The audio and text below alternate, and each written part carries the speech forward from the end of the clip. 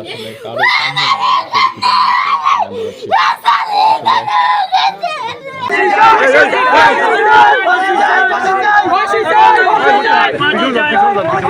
জানাচ্ছি।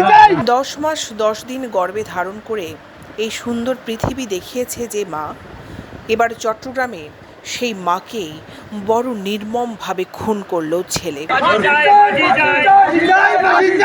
জানা যায় নেশার টাকা না দেওয়ায় মাকে ধারালো বটি দিয়ে এলো পাতারি কুপিয়ে হত্যা করেছে ছেলে।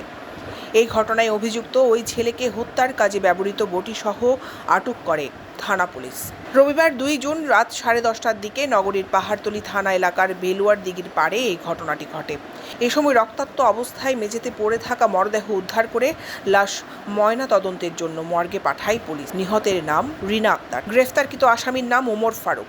সে কুমিল্লা জেলার বুড়িংচং থানার মোহাম্মদ আক্তার হোসেনের ছেলে। ড্রাইভার বাবার সাথে উভয়ই ভাড়া বাসায় থাকত তারা।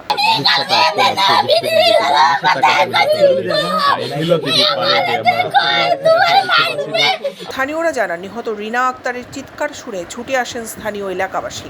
এ সময় ছেলে ওমর ফারুককে খোলা অবস্থায় রক্তাক্ত বটি নিয়ে বাসা থেকে দৌড়ে পালাতে দেখেন তারা। পরে কয়েকজন মিলে ছেলেকে ধরে বাসায় নিয়ে আসার পর দেখেন মা রিনা আক্তার মারা গেছেন। এলাকাবাসীরা আরও জানান, ওমর ফারুক মাদকাসক্ত ছিল। প্রায় সময় বাবা মায়ের সাথে মাদক সেবনের টাকার জন্য ঝগড়াঝাটি করত সে। তখন দেখছি যে সিলেটেছে আমি যদি কিরিকে তখন দেখছি যে আমার ছেলে আনা, তখন আমি চাকরি করে এরা তো তাও দেখে আমি সরে গেছি।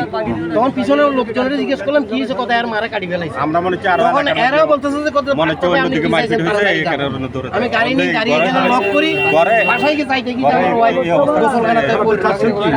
পুলিশ জানায়, ঘটনার দিন রাতে মায়ের কাছে মাদক সেবনের জন্য টাকা চাইছে।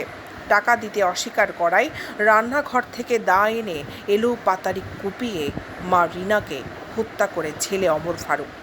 হত্যা নিশ্চিত করে দৌড়ে পালানোর সময় স্থানীয়রা তাকে আটক করে পুলিশে সোপর্দ করে। বিষয়টি নিশ্চিত করে সিএমপির পশ্চিম জোনের উপ পুলিশ কমিশনার নেহাত আত্তান তায়ান।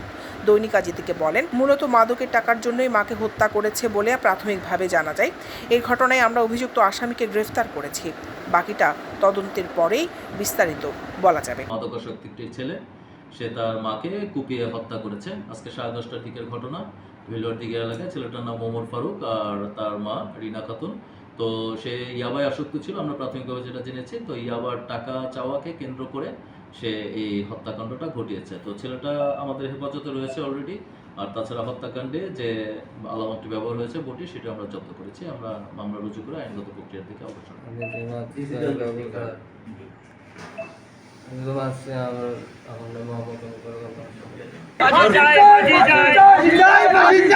দৈনিক আজাদি নিউজ ডেস্ক।